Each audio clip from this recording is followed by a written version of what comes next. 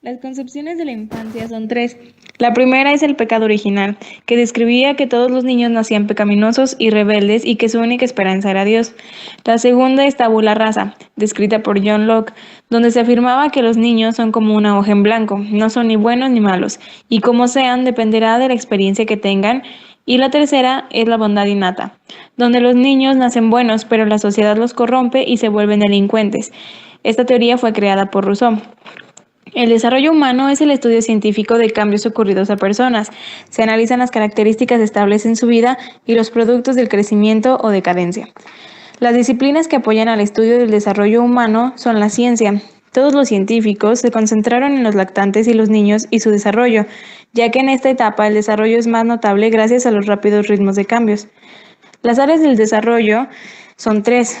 Se estudia lo cognitivo, que incluye el aprendizaje, la memoria, el lenguaje, etc. El físico, que incluye los cambios en el cuerpo, cerebro, capacidades, etc. Y por último, el psicosocial, que incluye el cambio de personalidad y relaciones sociales.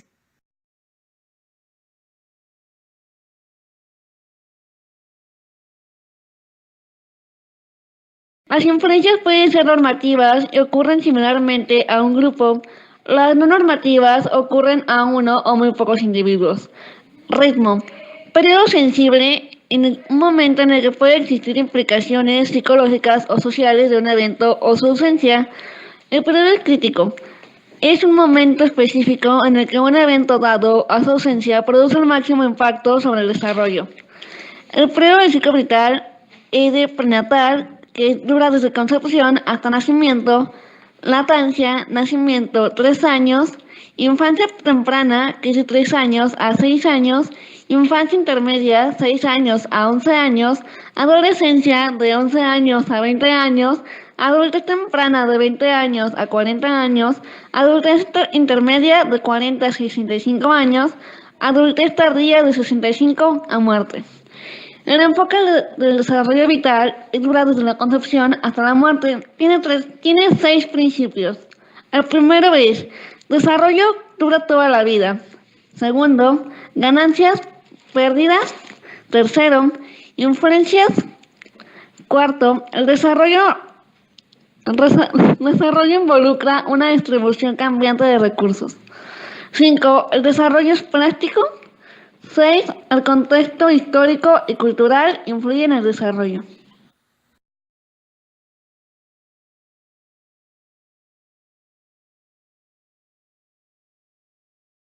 La psicoanalítica. La propusieron Freud y Erikson. Freud dijo que la conducta está controlada por poderosos impulsos inconscientes, que los factores innatos son modificados por la experiencia y hay 5 etapas: la oral, la anal, la falítica, la latencia y la genital. Erikson dijo que la sociedad influye en la personalidad, que se desarrolla a través de la sucesión de crisis. También hay etapas, que es la confianza versus la desconfianza, la autonomía versus la vergüenza, la iniciativa versus la culpabilidad, actividad versus inferioridad, adolescencia, la intimidad versus aislamiento, la creatividad versus aislamiento y la integridad versus desaparición.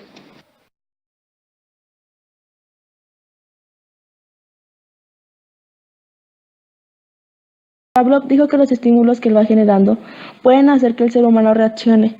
En Pavlov no tiene etapas. Bandura dijo que las pautas de comportamiento pueden aprenderse por experiencia de uno mismo y por observaciones de conductas de otra persona. En Bandura tiene 4 procesos: la atención, retención, reproducción motriz y motivación y el refuerzo.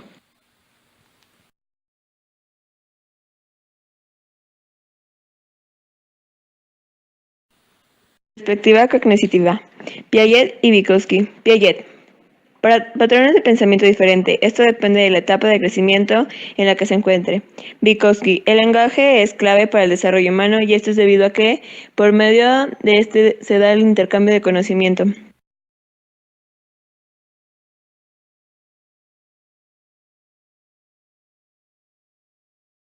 Etapas de Piaget: sensorimotriz, preoperacional, operaciones concretas y operaciones formales.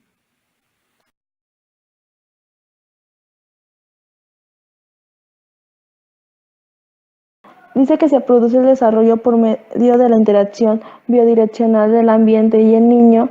Con la finalidad de comprender los procesos, es necesario que analicen los contextos múltiples dentro de los cuales suceden.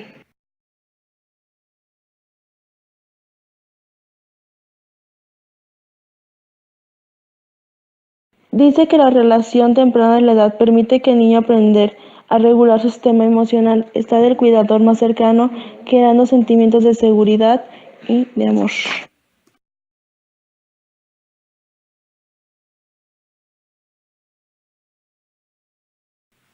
Concepción. La concepción es el desarrollo y esta a su vez comienza con la fertilización, y esto es cuando el espermatozoide y el óvulo se juntan y forman un nuevo individuo. El desarrollo es el proceso en el que el embrión o feto es gestado durante el embarazo desde la fecundación hasta el nacimiento. Herencia. La herencia es la transmisión de ciertas características a los descendientes. Tipo de herencias. Herencia dominante es aquel que siempre se expresa cuando está presente. Herencia recesiva es aquel que ubicado frente a otro de carácter dominante no se manifiesta. Herencia ligada al sexo. Ciertos trastornos recesivos vinculados a los genes de los cromosomas sexuales afectan al niño o a la niña de manera distinta. Los trastornos recesivos vinculados a estos genes de los cromosomas sexuales son más comunes en los varones. Herencia de dominante incompleta ocurre cuando ninguno de los dos alelos domina sobre el otro. Herencia poligénica. La herencia poligénica se da cuando una característica individual es controlada por múltiples genes, así que en este tipo de herencia son al menos dos genes es la que termina el rasgo concreto. Mutación. La mutación es la alteración en la información genética.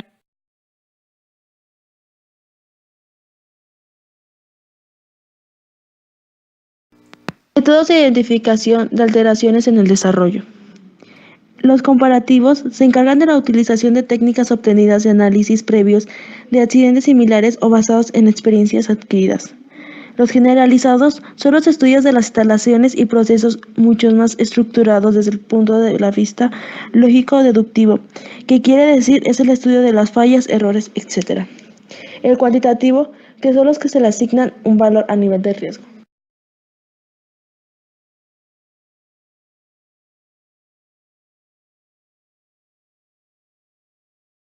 Los cromosomas se agrupan en pares, las cuales cada uno de nosotros tenemos 46 cromosomas. Al momento de que se va a ver una fecundación, son 23 cromosomas del hombre, que son los espermas, y 23 cromosomas de la mujer, que son ovarios. Cuando sabemos que va a haber un cromosoma mujer, va a ser XX, y cuando es un cromosoma hombre, va a ser XY. Hay dos clases, que es genotipo y fenotipo. Los genotipos se expresan observablemente y son las actitudes que tenemos. Y el fenotipo son los rasgos observables, que en sí son su físico. En estos hay problemas o enfermedades de los cromosomas, las cuales son el XYY, que es el hombre de una estatura muy elevada, y aquí es cada uno de 1000 nacimientos de varones y no tiene ningún tratamiento. El triple X es en la mujer y son las irregularizaciones menstruales, trastornos del aprendizaje y retraso mental. Son cada 1000 nacimientos de mujeres y es un tratamiento de educación especial. El Klinefelter es la esterilidad, son testículos pequeños, son 1000 nacimientos de varones y son terapias de hormonal. El Turner son en mujer, las cuales son la menstruación, infertilidad, órganos sexuales subdesarrollados. En esto hay una tendencia de 1500 a 2500 nacimientos de mujeres. Es un tratamiento de terapia hormonal. Y el X frágil es el retraso mental menor a grave, es el deterioro del habla e hiperactividad, las cuales esto lo tienen 1200 nacimientos de varones y 2000 nacimientos de mujeres. En esto hay un tratamiento de terapia educativa y conductual. Después sigue la canalización, la cual es la limitación a las variaciones expresivas de la herencia. Uno de los ejemplos son los niños que empiezan a leer deben de alcanzar el grado de maduración.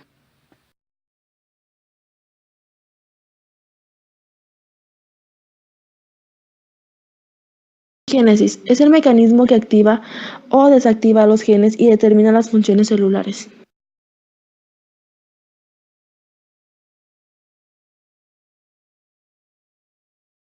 Factores de riesgo: comunidad, condiciones ambientales, inadecuado de agua, vivienda inadecuada, familia, condiciones económicas insuficientes, intervalo corto entre nacimientos, inestabilidad familiar. Madre, desnutrición, enfermedades, madre adolescente, baja escolaridad, hábitos nocivos. Niños, anomalías congénita, bajo de peso al nacer, ausencia LME.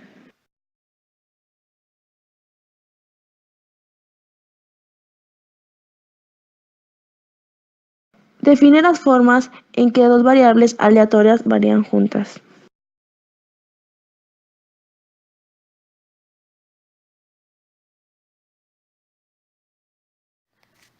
Tipos de cambio. 1. Cuantitativo. Es la variación en número o cantidad, por ejemplo, estatura, peso, riqueza de vocablo. 2. Cualitativo. Es la modificación en la clase, estructura o la organización, por ejemplo, el paso de la comunicación no verbal a la verbal.